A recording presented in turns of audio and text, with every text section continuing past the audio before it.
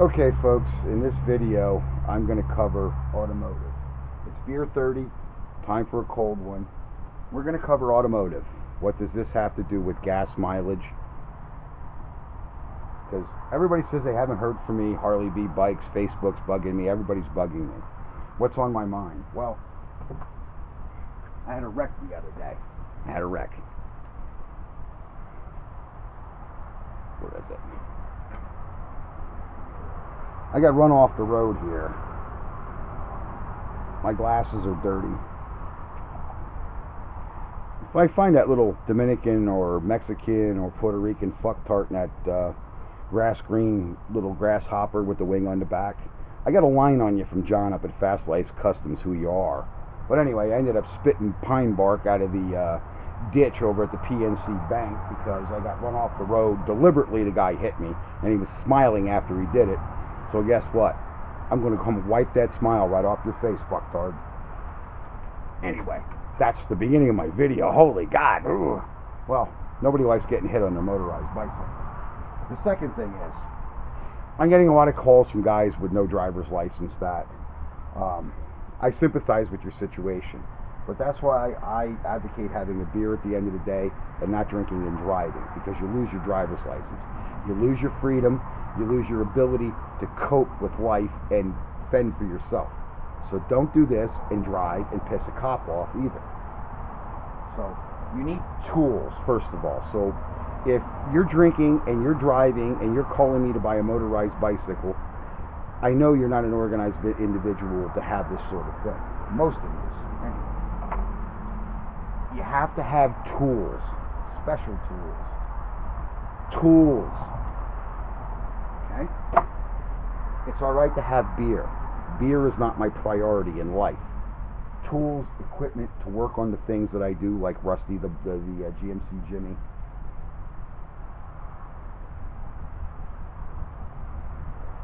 If any of you guys remember the movie Days of Thunder, Days of Thunder said tires are what wins races.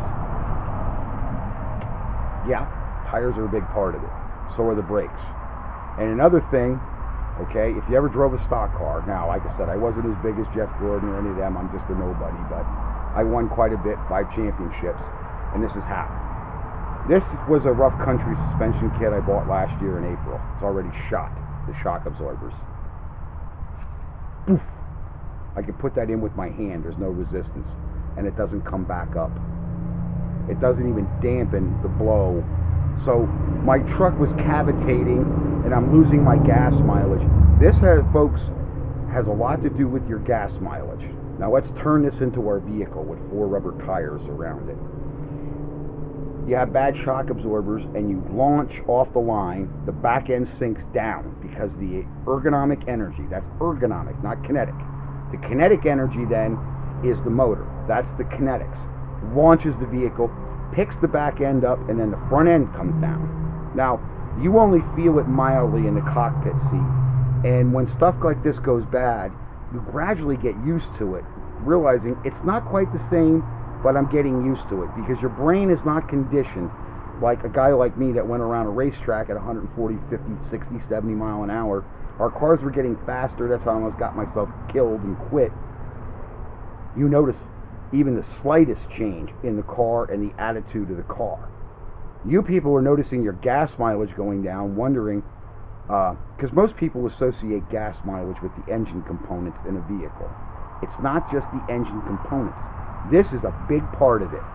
When you can just do this by hand. Because with a real shock absorber that's not made in China, you won't do that. So when your front end's dipping and diving when you brake, you're losing kinetic energy, especially if you're going to coast to a light, because it takes time for the front end to get back to attitude.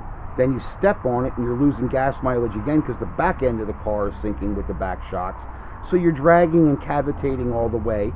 That is called ergonomic energy now, because the kinetic energy is direct energy. Ergonomic energy is something that's caused by direct energy or kinetic energy. So you're having a cavitation and your car's doing this, and your motor and your transmission are dragging, feeling that. Okay? So, sorry to start my video the way I did, but going to find that little toad, and I'm going to give him the Dutchman's hello. So Dr. Evil and I, we're still alive and well, and I don't make that many videos. And like I said, the people that are calling me are looking for $200 and $300 motorized bicycles. There is no such thing. My kits cost $250 plus tax.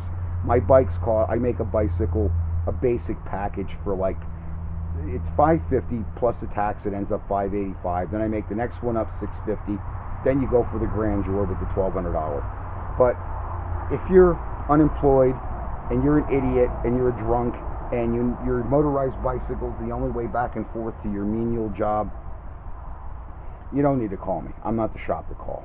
Call somebody else, order one off of eBay. I don't want to deal with it. Because the other issue is tubes. We don't really have shock absorbers on a motorized bicycle, but we have tubes. And this takes a lot of the kinetic energy from the ground, because remember I said direct energy turns into the ergonomic energy that your bike is feeling. So when your tubes are feeble, like these thin pieces of, that one's not that thin, that's a slime tube, but it was fatigued, nobody kept the valve stem tight, because you put air in the tire, but you forget to check the valve stem. That's this little booger right here. Has the cap on it. Make sure the valve stem is tight. Remember what I told you about tools? Most things in life boil down to a thing called systemics.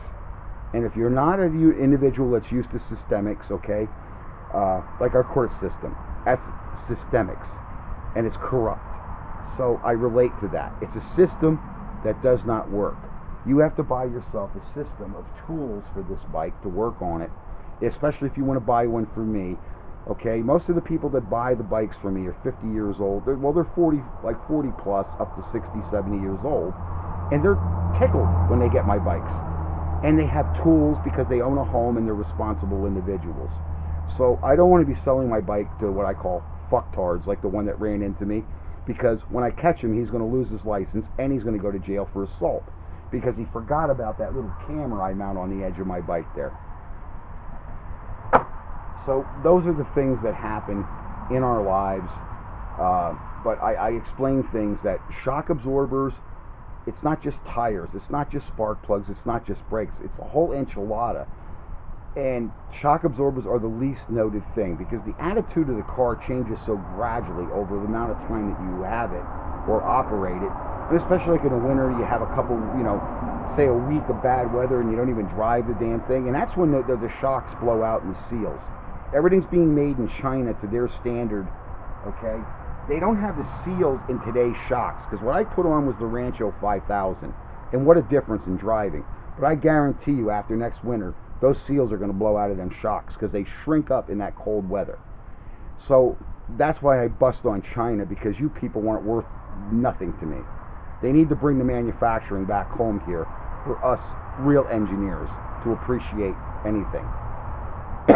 Don't get me wrong, my truck drives 1,000% better. But I guarantee you, after the end of this winter, those shocks are not going to perform the way. I'm buying everything yearly, and that's costing people like you and me that are either disabled vets like me that make menial money out of menial shit, big money. Because China makes the big money, and your politicians are the ones they could give a shit less.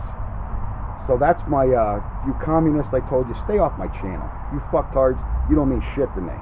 I told you, my grandfather flew a bomber over the English Channel trying to get rid of you turds, okay? And if I have to go back and sign back up down at the DOD and fly another frickin' plane to get rid of the rest of you rodents, I'm going to do it. I don't give a shit what happens to me later on in life. I really don't. But the people that care about their lives, they care about their families, this helps keep your car under control going through corners, especially in bad weather and ice and snow and different things. It's so important to you and your family, and even the other driver on the road, that your car is not going to cross the center line because you were too dumb or too stupid to understand what a shock absorber does. Look it up what these do, and most of them at AutoZone, Advanced Auto Parts, they're garbage too. I wouldn't buy one. They're not worth 50 cents, let alone the $50 a piece. I invest in Rancho. Even Bilstein disappointed me. The latest batch of Bilstein shock absorbers I got, total garbage. I don't know what's happening to this country, that you can't buy anything quality even if you spend better money for it. I don't know what's going on. But I'll tell you, I've had enough of it. I know what speed, I know what performance is, and I live it. I build it. I make it. But if I can't buy what I need to keep myself safe on the road safely, it's time for our attorney generals, the whole political system, to step into this Chinese mess and put the screws to it. So you guys, keep your family safe, keep that car well tuned, and keep an eye on them shock absorbers. And I really don't have a brand. I like the Ranchos, I like the performance, but just like everything else I get, it works when it comes out of the box, and a couple months later it's junk from China. So I don't know how the Rancho shocks are. I keep people updated. Just like I told you, don't buy them brakes down at AutoZone. They melt like an ice cream cone. The brakes and rotors, it's like an ice cream cone in the hot sun. I don't know how they're allowed to sell the stuff they sell. I really don't. So anyway, I'm still building bikes, one every now and then. I don't sell all that many. And like I said, you guys that are homebound and can't be responsible enough to keep your driver's license in your wallet, I don't need to hear from you. Okay? Like I said, I sell these bikes to adults, and I sell it for a recreational entertainment purpose. I don't sell it for transportation purposes. Okay? So I'm giving my other disclaimer, just like you guys, when you watch my videos about what do I get a week to work on, you know, and rework a vehicle or something. Disabled veterans, we don't have anywhere to go but to work for ourselves. And most of these companies, they don't want to pay me dog shit anyway. So I have no interest in it. I'll just work for me, and that's the way I get by. And I don't care about other people. I wouldn't say the customer, but I'm just saying the opinions or whatever. You keep your opinions to yourself. I don't necessarily want to hear them that way. But you people that want speed, you want performance, and you want it right, I'm the guy to come to. I'm the guy, and that's why they call me the Uncle Dutch. Because your Dutch uncle's never going to lie to you. Thanks, guys. And Ken, Melissa, Vic, there's like 3 dozen of these, and I'm blanking for a lot of them. And Karen is a new one. Karen, your husband, all he has to do is call me. I have the answer. I have those longer, the Blazers, the GMC Jimmies. I don't know if you can see him out there. They take a much longer rocker panel, inner rocker, I should say, the inside rocker, and I make those. I have them. So if you want to order them, they're $75 a pair, and they're made out of heavy, okay, 18 gauge steel. They're made out of real McCoy, and they're coated when you get them, okay? So they're a good buck, yes, but they're worth the money. Like anything else, it's a good buck. So thank you, guys. That's the end of the video. Remember, it ain't just oil, gas, tire, spark plugs. There's shock absorbers. There's other components like universal joints where you can lose that direct kinetic energy, and then it turns into ergonomic energy that works against your automobile. Okay? Thanks. And that's your Uncle Dutch tip for the week. And no, I didn't give up my bike. I just ride it a lot less with the experiences I've been having. So thanks, guys.